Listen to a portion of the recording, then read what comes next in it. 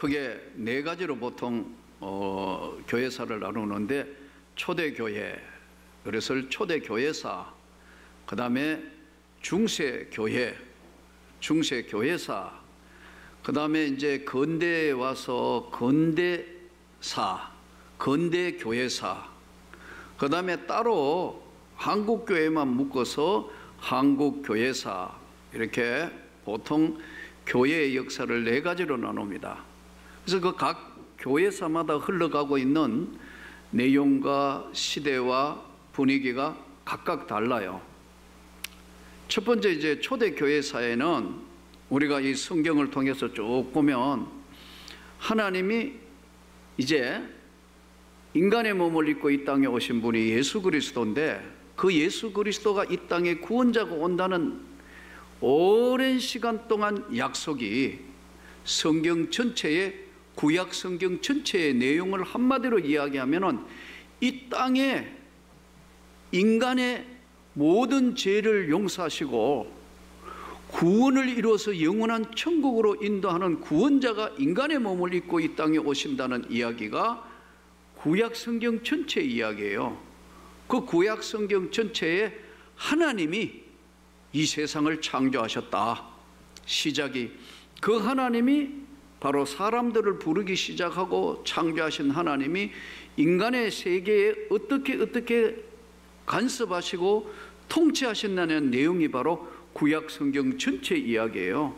그래서 사람 창조하신 것, 뭐 천지 창조하신 것, 그리고 노아의 이야기, 그리고 아브라함의 이야기, 그리고 쭉 보면은 다윗의 이야기, 엘리야, 엘리사 이야기들이 마치 이스라엘 민족 이야기처럼 우리가 왜 이 구약 성경을 남의 나라 이 역사를 공부하느냐 하지만은 그 안에 면면이 흘러가고 있는 내용은 뭐냐면은 하나님이 사람의 몸을 입고 이 땅에 구원자로 오신다는 거예요. 그러니까 이제 신약 성경이 시작되면서 아브라함과 다윗의 자손 예수 그리스도의 세계다 하면서 구원자 예수가 오는 이야기가 바로 신약 성경 전체를 다 통합해서 말씀드리면 전체 모든 것이 예수 그리스도가 구주이시다.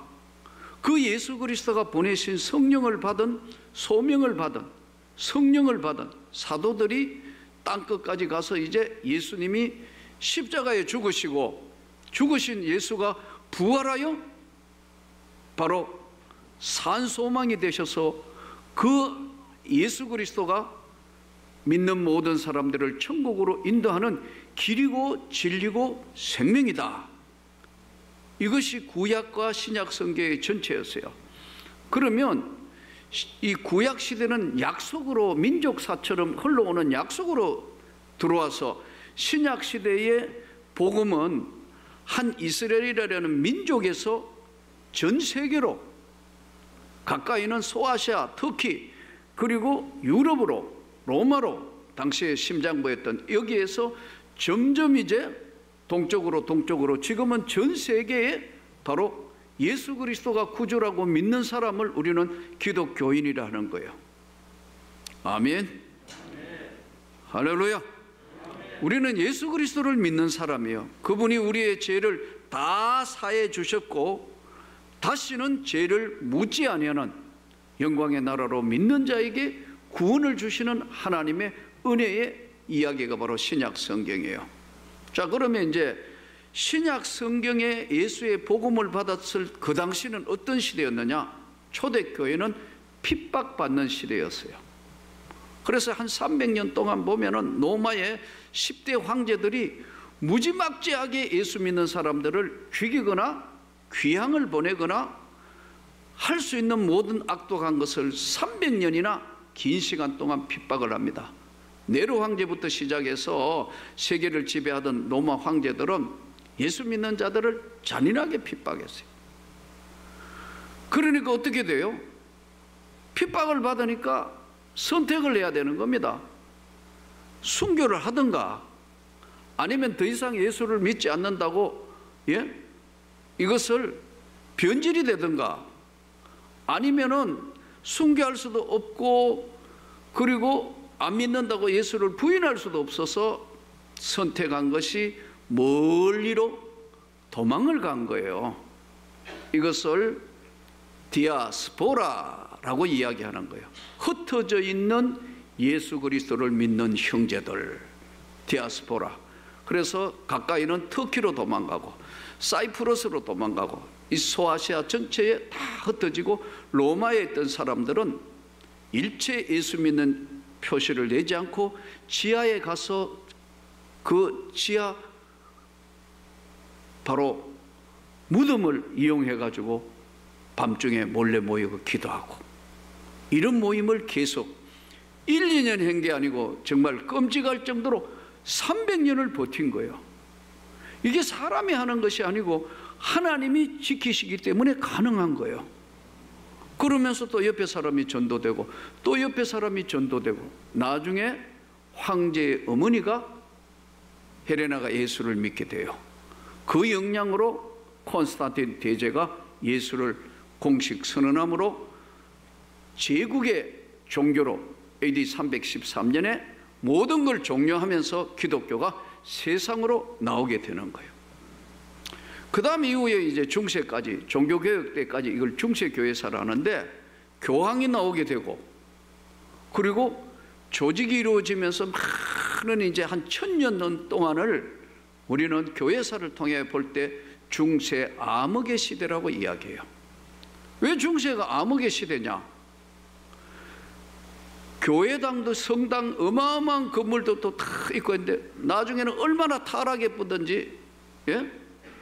천국 지옥을 가는 걸 돈으로 주고 사고 파는 면죄부 사건이 벌어질 정도로 이만큼 교회가 권력화되고 서열화되므로 종교개혁을 할 수밖에 없었던 바로 독일의 루터가 원래 수도사 신부였습니다. 친구하고, 예? 아버지는 공부를 잘하는 루터를 대학 가서 넌 공부를 해가 법관이 되라. 요즘도 그렇잖아요. 뭐 똑똑하면, 예? 인문계 똑똑하면 뭐예요? 판사, 변호사, 검사 뭐 이런 거 법관 되고, 자연계 똑똑하면 뭐예요? 아, 몰라요? 의사. 딱 정해져 있다고. 2개밖에 없어요. 그러니까 사람들이 참, 우리나라 사람들이 아주 단순하다고. 공부 잘하면 어디 가는가? 이과. 문과에 공부 잘하면, 응? 너 판검사 사법고 시험 치나? 이렇게 되는 거 아니에요? 에이, 뭐 다 알면서 그래요. 이게 지금 딱 나눠져 있다고요. 그때도 똑같아요. 독일도 그때 똑같다고. 똑똑하니까 루터를, 이거 너 딴 거 할 거 없고 똑똑하니까, 예? 법대 가라. 루터가 얼마나 공부를 잘 똑똑했는데, 어느 날 비가 오는 날, 제가 루터가 친구가 벼락 맞았던 그 장소에 가 사진도 찍고 종교개혁 500주년 때 가봤는데, 이야, 뜰이 끝없는 들판이에요. 우리가 가는 그날 또 날이 깜깜해지면서 하니까요, 괜히 나는 루터도 아닌데 벼락 맞을까 봐 겁나더라고요. 그러니까 그 평지인데, 이제 루터가 친구하고 가다가 막 계속 비가 내리고 번개가 치니까 나무 밑으로 피했는데 세상에 벼락이 떨어졌다. 루터는 안 죽었는데 가장 친한 친구가 벼락에 맞아 죽는 거 보고 루터가 충격을 받은 거야. 인생이 아무것도 아니구나. 갑자기 같이 걸어가던 친구가 벼락 맞아 죽는 것 바람에 생애 회의를 느껴서 아버지에게 난 법대를 가지 않는다. 그래서 지원한 게 신의 뜻이 어디 있는가 묻기 위해서, 여러분, 신부가 되는 길로 간 거예요. 그래서 루터가 이제 신부로 가는 그 길을 가면서 고민을 많이 하는 거예요. 왜 아무 죄 없는 내 친구는 왜 벼락에 맞아 죽었냐? 인생이 사는 게 뭐냐? 항상 이제 인간의 정체성 문제로 고민을, 우리에게 하면 사춘기하고 맞물린 거예요. 그래 고민을 하다가 제일 당시에 엄격한 수도원으로 루터가 들어갑니다, 여러분. 들어가서 자기가 혹시라도 하나님 앞에 친구 죽는 거 보니까 이렇게 하면 안 되겠다 해서 매일, 여러분, 그냥 안 그러더라고. 그 수도원에 추운 겨울에 하나님 앞에 서서 그럴 자격도 없다고 기어다녔습니다. 여러분 기어다니는 사람이 여기 아무도 없잖아요. 그만큼 자기 죄에서 철저하게 회개했다고. 그런데도 회개하고 나면 또 마음이 안 편하고, 회개하고 나면 또 마음이 안 편해요. 천주교에서 여러분 잘 알다시피 고해성사라는 제도가 있습니다. 예, 우리하고는 좀 다르잖아요. 그래서 맨날 본당 신부한테 가가지고 죄 지은 거 이야기하는 거예요. 오전에 하고 오후에 하고. 뭔 죄 짓냐 했고, 오늘 아까 음식을 좀 나쁜 거 나왔는데 화냈습니다. 뭐 어땠습니다? 계속 그러니까요. 이 본당 신부가 화나가지고 뭐라고 하냐면은, 야, 죄 모아가지고 와가 회개해 이랬다는 거예요. 죄를 좀 모아가 와가지고 고해성사라고 막 소리를 지를 정도인데 본인은 심각한 거예요. 왜냐하면 깨끗해야. 오늘 본문에 이런 것이 없는 자는 맹인이라 멀리 보지 못하고 그의 애죄가 깨끗하게 된 것을 잊었노라. 하나님의 은혜로 예수 그리스도를 믿음으로 죄사함 받았다는 걸 모르는 거예요. 이게 맹인이라. 성경에 대해서 모르니까. 그래서 그러므로 형제들아 더욱 힘써 너희 부르심과 택하심을 굳게 하라. 이같이 하면 우리 주 예수 그리스도의 영원한 나라에 들어감을 넉넉히 너희에게 주시리라. 그래서 이제 고민을 많이 했는데, 이 당시에는 얼마나 인쇄술도 발달되지 않고, 그러니까 한 성당에 성경이 하나밖에 없어요. 우리 지금 성경 다 가지고 다니잖아요.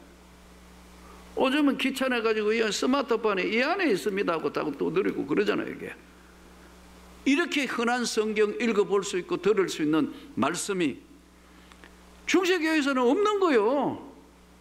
없어요. 그리고 어떻게 해요? 막 루트는 답답하고, 루트의 친구에 아주 또 공부를 잘하는 똑똑한 친구 멜랑톤이라고 있어요. 멜랑톤. 얘하고 둘이가 이제 막 이렇게 논쟁을 하는데, 수도원 원장이 어디 가가지고 성경, 손으로 쓴 성경, 우리도 가끔 여기 손으로 쓴 지금 성경 써가지고 가져올 때마다, 제가 사인할 때마다, 이야, 이거 갑오로 남는 거다. 갑오로.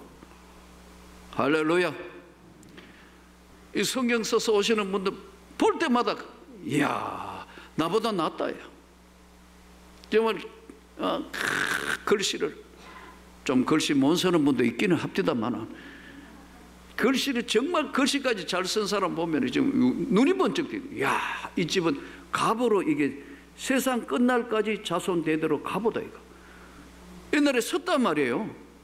이게 한 성당에 하나 있는데 수도원 원장이 가져왔는데, 이게 당시에는 일반 언어가 아니고, 당시에 독일어도 아니고 라틴어, 신약 성경은 헬라어, 구약 성경은 뭐로 되어 있다 그랬죠? 히브리어. 그럼 언어를 극복하는 걸 적어도 세 개 언어를 극복해야 될 거는, 머리가 빈 것은 수도사들은 글을 모르는 거예요. 그런데 이걸 명확하게 읽고 해석할 수 있는 사람이 루터란 말이에요. 아까 공부를 잘했으니까. 아버지가 법대를 보내기 위해서 당시에 라틴어, 헬라어, 히브리어. 그래서 너가 읽어봐. 읽어서 성경을 읽다가 보니까 앞에서 지금 뭐 교황이니 뭐니 이야기하는 거하고는 성경하고는 안 맞잖아요. 이건 아닌데, 이건 아닌데. 성경을 읽다가 로마서에 와서 우리가 구원받은 것은 믿음으로 말미암아 의로워졌다. 여기 있는 저와 여러분이 예수를 믿으면 구원을 받습니다. 여러분, 천국을 간다는 이 엄청난 사실을 확인하면서 루터가, 이야, 그래서 자원에서 독일 대학에 가서 강의를 하기 시작하는 겁니다. 로마서 그의 강의. 그러면서 유명한 책을 씁니다. 독일 국민에게 고함, 이러면서 독일어로 막 번역을 해가 성경책을 만들어내요. 번역할 수 있는 사람은 루터하고 멜랑톤밖에 없으니까요. 당시에 최고의 지성인 서면서 당시에 종교개혁에 앞장서면서 세상에도 없는 동정 가져가 금화 은하 성 베드로 성당, 지금 세기에 남을 만한, 지금 바티칸 성당 짓는데 돈이 모자라니까요, 터셀이라는 신부가 와가 너무너무 말을 잘하는 거예요. 여러분들이 조상들이 다 다 지옥 가고 연옥 가 있는데 그 면죄부라고 돈을 주고 사면 딱 면죄부 동전이 은하 금화가 딸랑 떨어지는 순간에 지옥에 있는 사람은 연옥 가고 연옥에 있는 사람은 천국을 간다. 이게 면죄부 사건이에요. 루터가 들어보니까 기가 막힌 거 아니에요. 성경하고 안 맞으니까 절대 그런 일이 없다. 95개 조항 반박문을 서름으로 교황이 바로 파문장을, 얘는 누구든지 죽여도 아무 죄가 없다고 파문장을 던집니다. 그리고 오늘날 국회에 해당하는 데 가서 이제 청문회를 내는데 루터가 담대합니다. 마귀들과 싸울지라 죄악 벗은 형제들아, 절대로 굽히지 않습니다. 그래서 그들과 모여가 계속 하던 사람들이 나중에 이제 결국은 이제 신부였으니까요. 평생 결혼을 하지 않겠다고 서약한 신부였는데 이제 막 하다가 보니까 해가지고 막 수녀들도 모여가 이제 시기하게 성경 공부하면서 재발견한 거예요. 오늘 말씀의 제목이 가장 중요한, 오늘 우리 시기에 어떻게 하느냐면 절대 기준이 필요하다. 교회는 절대 기준이 뭐냐면 하나님의 말씀입니다. 여러분, 이건 바뀌면 안 되는 거예요. 그래서 이단들이 문제인 거예요. 이걸 바꿔가지고 엉뚱하게 해서 문제를 일으키니까요. 큰일 나는 거예요. 말씀이 절대 기준이에요. 아멘. 우리에게 가장 중요한 건 뭐냐면 은혜예요. 은혜가 사라지면 이건 다 껍데기예요. 저와 여러분이 움직이는 교회란 말이에요. 건물은 제가 늘 말씀드려요. 돈 있으면 사면 돼요. 돈 있으면 더 잘 지으면 돼요. 우리는 지금 인간 세상의 가장 문제는 주야로 묵상하는 게 뭐예요? 돈 돌아볼 정도로 돈 아니에요. 그러나 여러분, 저는 여러분들이 잘 살기를 축복합니다. 잘 돼야 된다고요. 돈을 많이 벌고 부유한 것, 경제로 부유한 것은요 절대로 악이 아닙니다. 성경은 잘 살고 축복받으라고 말씀하고 있어요. 정말 하나님의 축복으로 여러분의 삶이 부유해지기를 축복합니다. 근데 인간 세상에 끝까지 따라오는 진리는 뭐냐면요, 경제예요. 그 사람이 다 지금 이 세상은 경제 논리로 움직이는 거예요. 안 그래요? 여러분, 먹고 살기 힘든 나라에서 여기 왜 가족들 그리고 아내 자식들을 두고 여기 한국에 와 노동하러 온 노동자들 보세요. 왜 왔어요? 돈 벌이러 온 거예요. 딴 이유는 하나도 없어요. 우리나라가 진짜 못 살게 되면 그 사람들 잡아놔도 다 갈 거예요. 그렇다니까요.